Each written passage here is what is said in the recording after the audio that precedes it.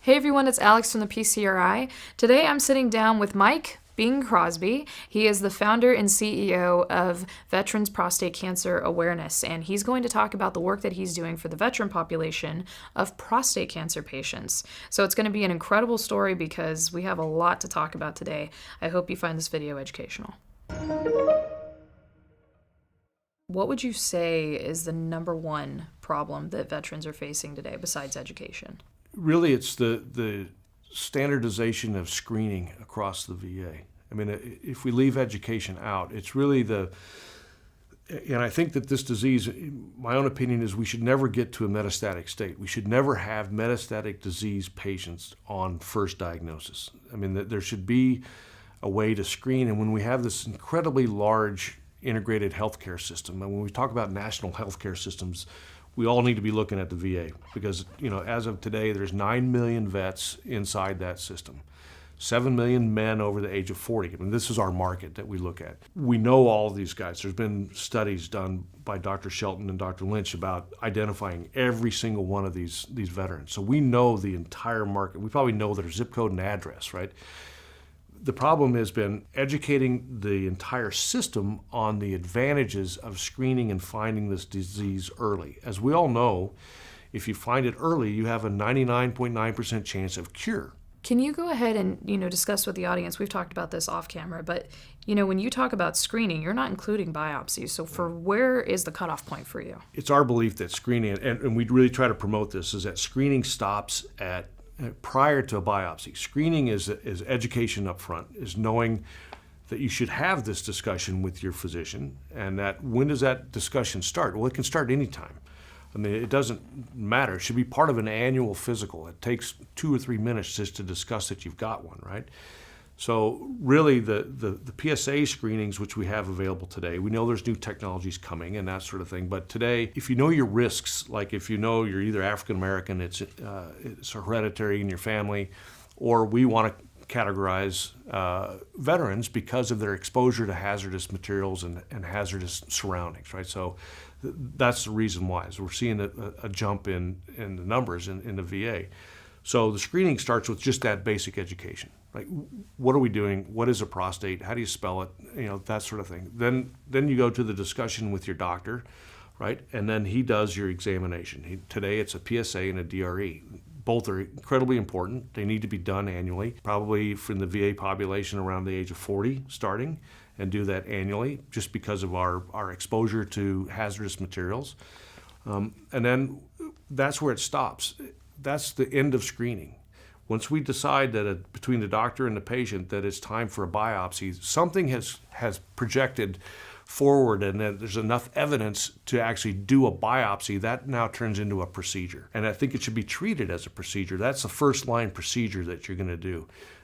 Everything else before that is all continual screening and education about your health and about what you're doing and how can you prolong that decision to go to a biopsy. That ought to be an objective for every man is, if you're in that higher risk area, surely you should know about this. If you're not, you need to know that it's going to come about at some point in time, and that you need to be aware of it. And then that's the screening component of things. So you mentioned navigating the VA system. If you had to give the top 3 tips for navigating the VA system for a prostate cancer patient who's a veteran and is new to this situation, or even a caregiver, what would you say? Call us. It's number one. The number's on the bottom of the screen. Yeah, right. Yeah, right. Yeah, number's right here on the bottom of the screen. Call us because it's becoming more complex. We are trying to provide educational materials for the entire ecosystem. One is the patient, right? So patient-focused educational materials.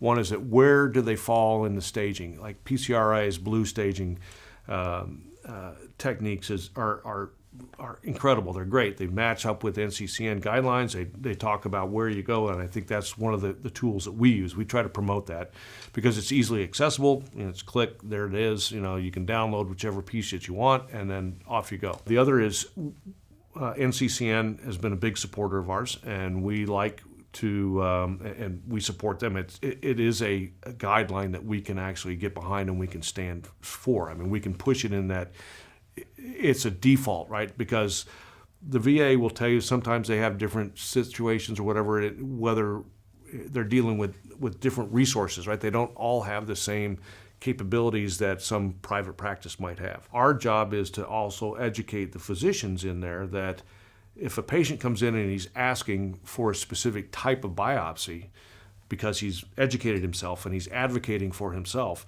that's one of the things we help. One of our taglines is advocate for yourself. You have to. You're a patient. You've got to get smart. You have to advocate for this thing. And if you learn the benefits, what that's doing is we're actually we're helping to connect the community with the physicians. So the practice now, if the physicians, the doctors start to look at these community care network, other facilities as actually additional resources to aid them in their care for this patient, that's how this is all going to start to work, and it's going to start to work better. And that's one of the things that we do push. And there's guidelines that we've developed that help both the patient to go through that system. We also promote and we try to recruit good qualified clinics out in private industry to join up to be a supporter of veterans and of the VA population that needs this extra care.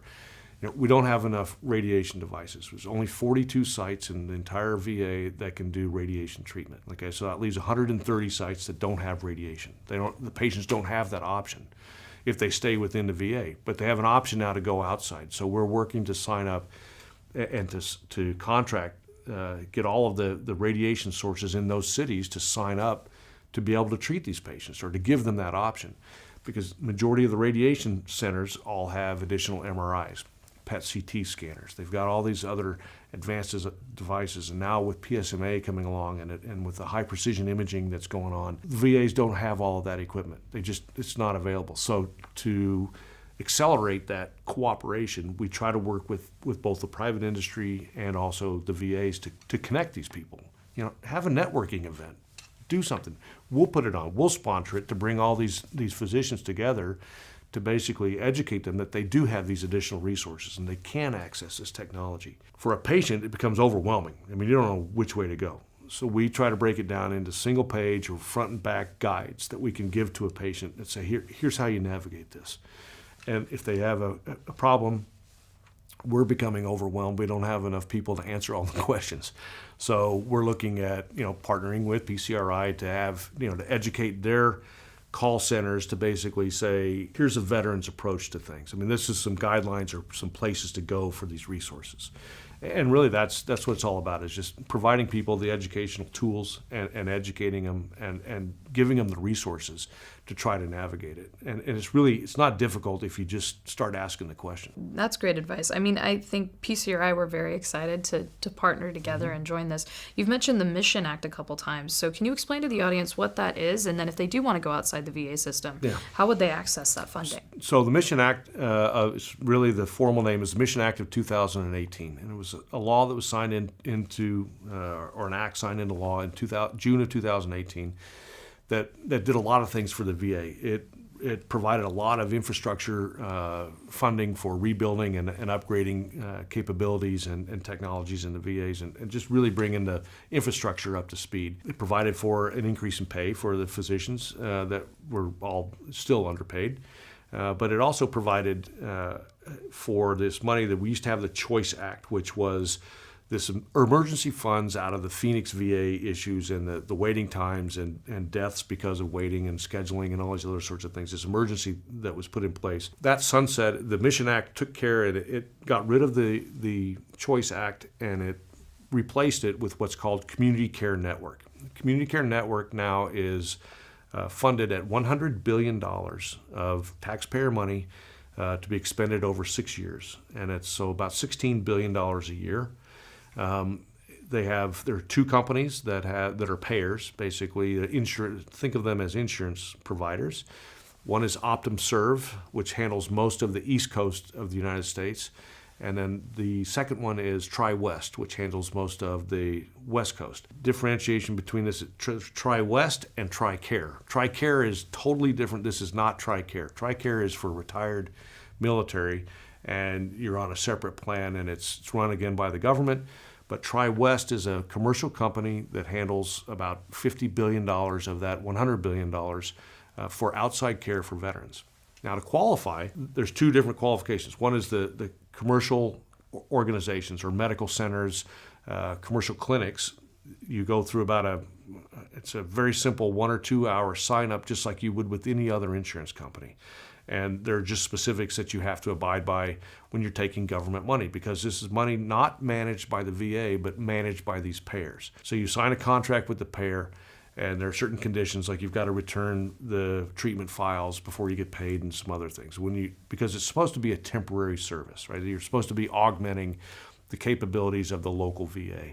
And so you augment them with a service, and then you return the patient back to the VA. The patients, to qualify, there's a lot of criteria that were left into the law that was 40 miles and 30 days scheduling time. If you couldn't do that, you were referred out. But they put in two kind of catch-alls. One is if that VA center does not have the technology available to it and it's FDA approved, then it's being used in private practice, the doctor and you can refer out. Or the real catch-all is if you and the doctor decide that it's in your best interest to be outsourced for that specific care, he has the ability to refer you out. So can you share with the audience, like, the awareness projects you're doing, who you're teaming up with, and what this year looks like for you? We've decided to follow the model of PCRI, is that we're going to do two major events every year that we host, and we're going to host them on aircraft carriers. So there's 5 aircraft carrier museums in the United States.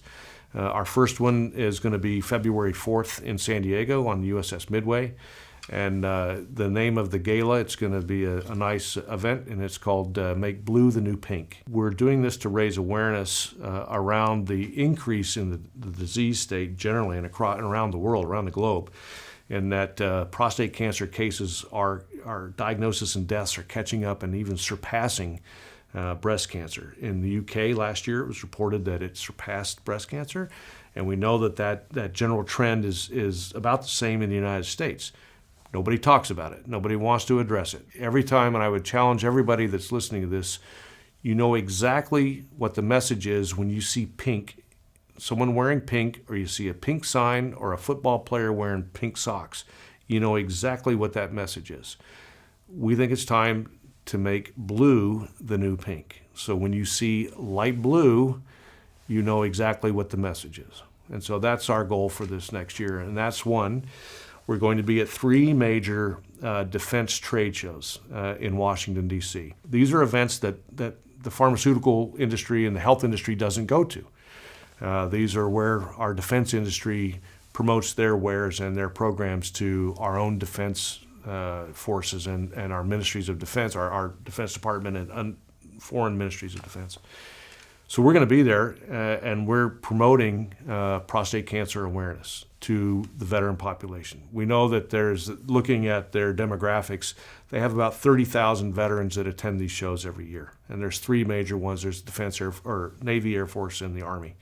And so they have a large constituency of veterans, and we will be there. That's our target audience. So those are big events that we're going to do. We'll also be at all of the standard medical events, the ASCO, the AUA shows, ASCO GUs, LUGPAs, and those kind of events. And we're actually promoting some new software that we developed called Prostate Cancer Health Storylines. And this is a patient-facing application that actually can connect into the clinics of urologists or oncologists and give them a dashboard and actually produce patient-reported outcomes in real time. It's integrated with all your wearables. It's integrated with the health, or you can put it into your EMR systems if you want to. And what it's doing is it's providing real-time updates for assistance with things like medication adherence, also for earlier intervention in toxic events, post-procedural type of things.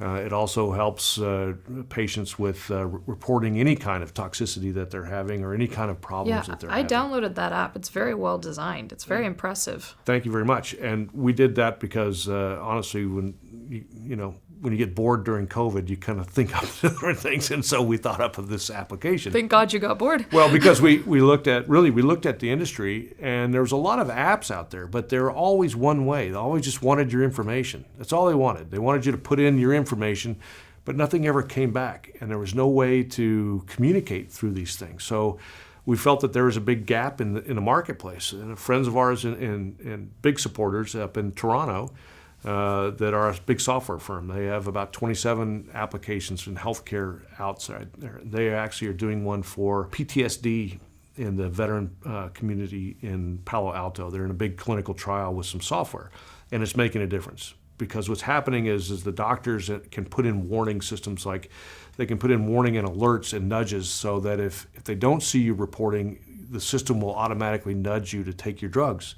If you miss, you're not pushing your button, taking your pill. Well, it'll nudge you because we all know that these oral oncology drugs and things like that are critical to take them on time, at the right time, every day. And having gone through this, it makes a difference if you miss one, right? And so you don't want to miss it. If they miss, they can put warnings in, so they miss 2 or 3 days, the system will nudge you automatically, but it'll also send a warning to the clinic. And then if they miss a couple more days, the clinic can just pick up the phone and call you. They can either call through the app, or they've got your number, they can just dial you up. And what we're finding is people are feeling more included in their healthcare. They're feeling like healthcare system is actually reaching out to them and caring for their health. I mean, it's a strange thing because we, in the United States, when we say healthcare, it's typically we have to be involved and engaged giving things to the doctors, right? And to the clinics, because they've got hundreds of patients, right? This is one tool that we're finding a lot of acceptance in, because the clinics are reaching back out to the patients and asking, how are you? You're not taking your meds, are you okay? Are you having side effects? Are you just forgetting? Or what's the problem? Or what do we need to do? So you can see the trend of you're going to have a lot more earlier interventions in these guys' care. And so that's going to help us with outcomes. It's going to help save some money. It's going to help get guys better outcomes and be cured in sooner periods of time and all that sort of stuff. So we're very proud of that. And so we're really promoting it. We're trying to put it into a number of VAs under some trials so that they can play with it and see how it's going. But we're getting guys to sign up on it, so thank you for helping us promote that. Yeah, definitely. The link to the app will also be in the description. Everything you need for this video is in the description. Click that little read more button. That's right. Thank you so much for being here, sharing all those resources. I mean, all the work that you guys are doing is not only incredible, but it's on a pretty large scale. I mean, working with 172 VA centers is no small feat.